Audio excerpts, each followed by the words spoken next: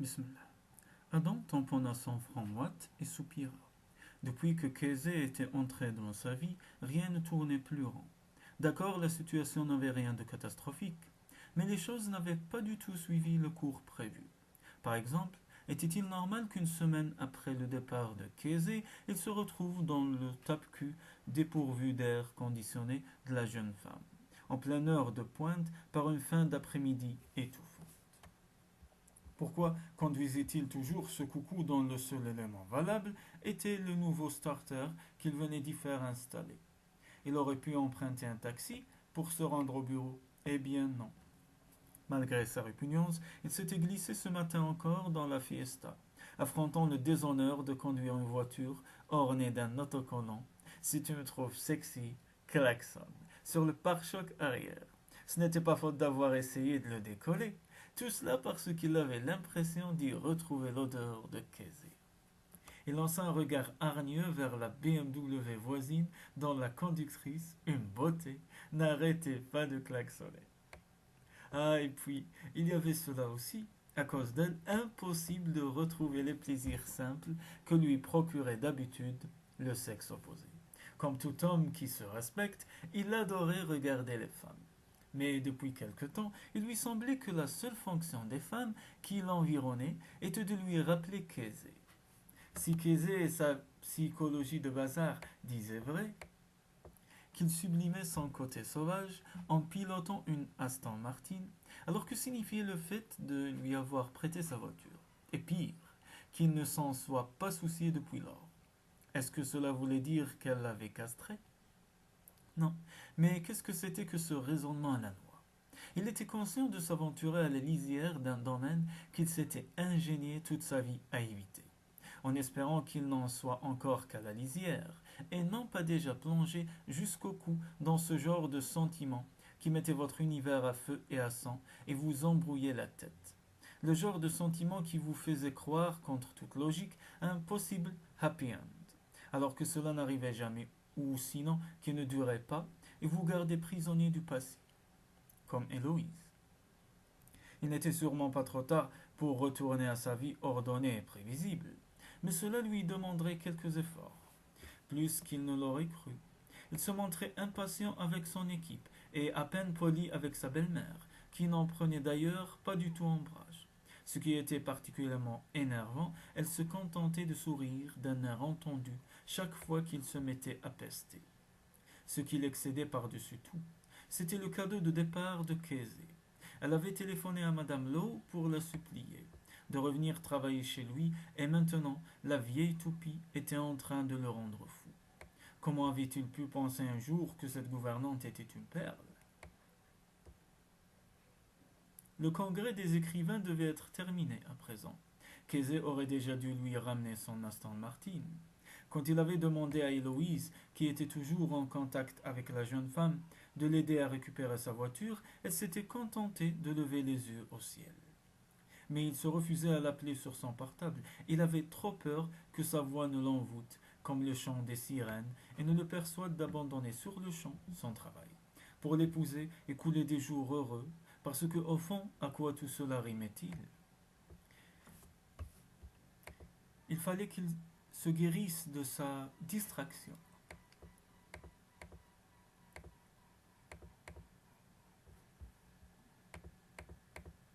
et qu'il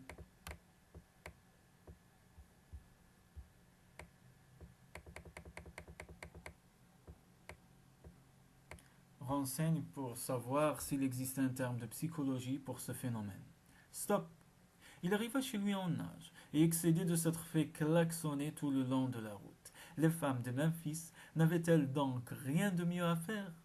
Furieux, il projeta les clés de la voiture à travers le jardin, où elles atterrirent dans une haie. Ouf! Maintenant la tentation était écartée. Il serait bien obligé de se rendre au bureau en taxi. Satisfait d'avoir fait un premier geste pour sauter Kézé de la tête, il écouta les messages sur son répondeur. Au lieu d'effacer comme d'habitude ceux des femmes qui lui téléphonaient pour lui dire combien elles compatissaient à l'annonce de l'annonciation l'annulation de son mariage dans le journal, il en rappela une ou deux pour les inviter à boire un verre un soir prochain. Tout plutôt que rester seul dans la maison vide. Et il avait intérêt à se trouver un costume pour la soirée d'anniversaire d'Héloïse, qui organisait un bal masqué dans la tradition de sa jeunesse. Ce n'était pas que dans quelques semaines, mais il ferait bien de s'y prendre dès maintenant. Sifflotant nerveusement, il surfa sur Internet pour trouver un site de location de tenues de soirée. Il lui fallut 5 bonnes minutes pour se rendre compte qu'il sifflait You are the sunshine of my life. Vous devez bien avoir quelque chose de plus positif à me proposer, protesta Casey en ligne avec la hotline de sa compagnie de téléphone. Depuis l'annulation de son mariage, You Are the Sunshine s'était révélé totalement inefficace pour lutter contre le découragement dans lequel elle était plongée. Qu'est-ce que vous diriez de Blue Eyes d'Elton John proposa la fille à l'autre bout de la ligne. Non, soupira lourdement Casey. Est-ce que vous n'auriez pas le vieux tube de Split Enz? J'espère bien ne jamais te revoir. Ça ne semble pas très positif, observa l'employé des télécoms, dubitatif, mais je vais voir. Comme il ne l'avait pas en rayon, Casey finit par se résigner à l'amour est un champ de bataille. Elle fournit son numéro de carte de crédit et son code pour pouvoir télécharger la nouvelle sonnerie. Alors que le processus arrivait à son terme, son téléphone se mit à sonner.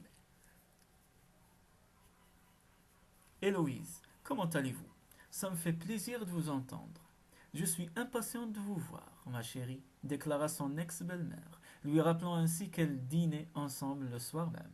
Il y a si longtemps que nous n'avons pas bavardé. Casey se sentit soudain coupable. Enfermée dans le studio qu'elle louait non loin du centre de Memphis, elle était si complètement immergée dans son nouveau roman qu'elle en perdait la notion du temps. Avec les cours d'anglais qu'elle donnait à des enfants le soir et le week-end, il ne lui restait plus beaucoup de temps à consacrer à sa vie sociale. Moi aussi, je me réjouis de vous voir, assura-t-elle. Lorsqu'elle raccrocha, elle était fière d'avoir réussi à se tenir à la règle qu'elle s'était fixée. Ne pas demander de nouvelles d'Adam. En fait, elle n'avait pas vraiment besoin d'en demander. Elle qui n'avait jamais entendu parler d'Adam Carmichael avant de l'épouser, elle ne pouvait maintenant plus lui échapper. Depuis l'annulation de leur mariage, qui n'avait tenu là une des journaux qu'une petite journée, le nom de son ex-mari apparaissait régulièrement dans les pages économiques et dans les comptes rendus mondains. Elle frissonna au souvenir de cette photo où l'on voyait Adam tenant une splendide créature brune à son bras. Comme elle préférait ignorer ce qu'il devenait depuis son départ, elle décida d'arrêter de lire les journaux. De toute façon, elle était bien trop occupée pour se soucier des potins mondains de Memphis. Elle venait de signer pour la publication de son premier livre. L'éditrice qui l'avait remarqué en avait acquis le droit durant le congrès, et le deuxième progressait rapidement. Le dimanche, elle se rendait le plus souvent à Parkvale pour rendre visite à Karen et au bébé. Elle ne croisait que rarement son père, qui s'était remis à conduire et avait commencé à fréquenter une femme habitant la ville voisine. À propos de conduire, elle leva les yeux de son ordinateur pour jeter un regard par la fenêtre, afin de vérifier que la voiture d'Adam était toujours en bas dans la rue. Elle mourait de peur qu'on ne la lui vole, mais elle ne pouvait se résoudre à la lui restituer, espérant ainsi obliger Adam à lui rendre visite, même fugitivement. Mais apparemment, il préférait renoncer à son véhicule adoré plutôt que de lui reparler. Elle poussa un soupir, à quoi servait de retarder l'inévitable. Ce soir, elle allait laisser l'Aston Martin chez Héloïse et reviendrait en bus. Adam lui ramènerait la fiesta quand cela lui chanterait. Elle allait faire un dernier tour de bolide pour emmener Brody Ann pique-niquer au parc. Son ami qui avait pris un jour de congé allait arriver d'un instant à l'autre. On peut dire que tu as du succès avec cette voiture, commenta Brody Ann peu de temps après, alors que pour la énième fois, un homme klaxonnait Casey en lui adressant un signe appréciateur dans le rétroviseur. Oui, c'est encore plus efficace que l'autocollant de la Fiesta, accusa Casey en faisant renfler le moteur pour démarrer au quart de tour et clouer sur place l'admirateur de l'Aston Martin. Ayant reçu cette dernière semaine plus d'attention de la part des hommes qu'en 25 ans d'existence, elle allait regretter de ne plus pouvoir faire rugir ce félin par les rues de la ville. Mais elle n'avait pas vraiment besoin de cette voiture pour gonfler son ego. De nombreux hommes l'avaient invitée à sortir, qui n'avaient même pas entrevu l'Aston Martin. Si elle se sentait plus sûre d'elle-même à présent, ce n'était pas tant grâce à son système d'affirmation ou à la satisfaction que lui procurait autrefois la certitude que les autres ne pouvaient s'en sortir sans elle, ni parce qu'on la courtisait, c'était dû à Adam. Le temps qu'elle avait passé avec lui, et paradoxalement la demande en mariage absurde qui avait clos leur relation lui avait enseigné qu'elle pouvait survivre et même réussir sans servir de béquille à personne, et que dans la vie il était aussi important de recevoir que de donner. Elle se doutait bien que cette conviction ne pouvait seule lui apporter le bonheur, mais se consacrer à fond à sa passion pour l'écriture le pourrait. C'est ce qu'elle soupçonnait auparavant, mais n'avait jamais eu le courage de tenter. Après leur arrivée dans le parc, alors qu'elle étalait les victuailles sur le gazon avec son ami, lui revint en mémoire le souvenir doux amer du pique-nique qu'Adam et elle avaient partagé ici même. Et de fil en aiguille, d'autres souvenirs surgirent, ceux de la nuit qu'ils avaient passée ensemble, et l'espoir insensé qui s'était emparé d'elle envers et contre tout. Cette nuit-là, de concevoir un enfant de lui. Mais le miracle ne s'était pas produit. Et la voilà, pauvre âme en peine, qui devait écouter Brody Ann lui rabattre les oreilles de son merveilleux Steve et de son existence idyllique de femme mariée. À 3 mois de bonheur, son nuage trinqua celle-ci en cognant sa canette de soda sur la sienne. Bon anniversaire, répondit-elle sur un ton sinistre. Tu avais raison, Steve et moi sommes faits l'un pour l'autre, reconnut son ami. Épanoui, depuis que j'ai compris comment fonctionne ce truc de donner et recevoir, les choses fonctionnent. Comme sur des roulettes. En parlant de donner et recevoir, est-ce que tu as revu Adam dernièrement demanda-t-elle avec un regard scrutateur. Ou est-ce qu'il t'aurait offert son Aston Martin en cadeau de séparation? Je continue de croire qu'il viendra me la réclamer, répondit Kesey. Pourquoi ne pas affronter l'évidence? Son ex-mari était tellement soucieux de l'éviter qu'il était prêt à se priver encore longtemps de son précieux bolide. Tu agis exactement comme il faut, Kesey. Surtout, ne flanche pas, l'encouragea son ami en lui tapotant l'épaule. Elle hocha la tête. Tout allait bien, se répétait-elle tous les jours. Elle avait signé pour un livre, elle s'en tirait plutôt bien, et elle n'était plus phagocytée par des gens incapables de lever le petit doigt sans cesse. Le seul objectif qu'elle n'avait pu atteindre était son idéal d'amour libre de toute contingence. Car Adam, quand il avait débarqué dans sa vie, était prisonnier des mêmes chaînes que tous ceux qu'elle avait aimés. À 18 heures, Kesey se rendit chez Héloïse. Arrivée à bon port, elle verrouilla pour la dernière fois la voiture d'Adam, puis grimpa les marches du perron. Entrez, ma chérie, dit Héloïse, qui l'attira à l'intérieur en refermant vivement la porte. Un problème s'enquit Kesey en regardant autour d'elle. Que se passe-t-il, Héloïse questionna-t-elle en découvrant le vestibule orné de guirlandes et de fleurs. Un serveur en uniforme qui se hâtait, un plateau de verre de vin blanc à la main, et au bout du vaste couloir menant vers l'arrière de la maison, les portes donnant sur le jardin grande ouverte et révélant une tente de réception. C'est juste une petite fête, mon cœur. Pour mon anniversaire, répliqua son aîné, qui n'osait la regarder en face avec un sourire contrit. Une petite fête? Oh, pas plutôt de 300 invités. Beaucoup moins que l'an passé, je vous assure, affirma Héloïse en lui prenant la main. Excusez-moi, Kesey, je voulais absolument vous avoir, et je pensais que si vous étiez au courant, vous ne viendriez jamais. Je suppose qu'Adam sera là, marmonna Kesey. Bien sûr, il n'a pas le moral ces derniers temps, et j'ai pensé qu'une petite fête le dériderait, répliqua Héloïse en fuyant son regard.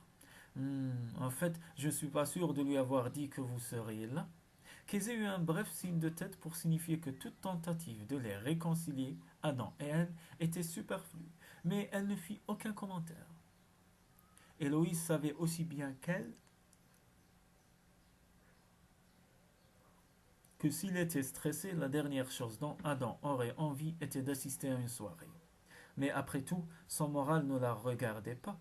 C'était sûrement que sa voiture lui manquait. Je ne suis pas du tout habillée pour la circonstance, dit-elle en baissant les yeux sur la petite robe en coton qui lui avait paru convenir pour dîner avec Héloïse. Je sais, ma chérie, répondit son amie, satisfaite d'entendre cette réflexion. J'espère que vous ne le prendrez pas mal, mais j'ai pris la liberté de vous acheter quelque chose en prévision. Ce sera mon cadeau d'anniversaire. Est-ce que ce n'est pas supposé fonctionner dans l'autre sens s'esclaffa Casey en suivant Héloïse jusqu'à une chambre d'amis située à l'étage. Elle resta ébahie en découvrant la splendide robe bustier de créateur en soie bleue nuit qui, rien qu'au premier regard, paraissait lui aller comme un gant.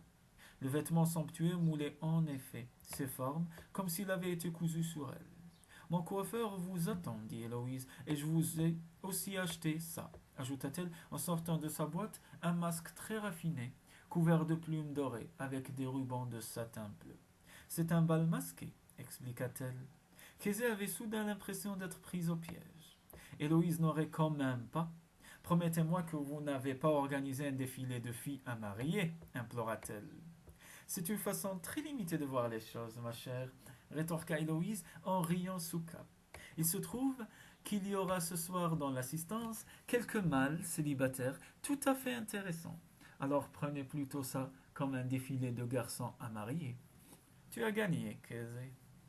Adam eut un petit sourire. Dans la solitude de son bureau, ces mots étaient faciles à prononcer. Mais au lieu d'avoir le sentiment de perdre le contrôle de la situation, il sentait l'impatience faire bouillonner son sang. Une sorte d'ivresse l'envahir.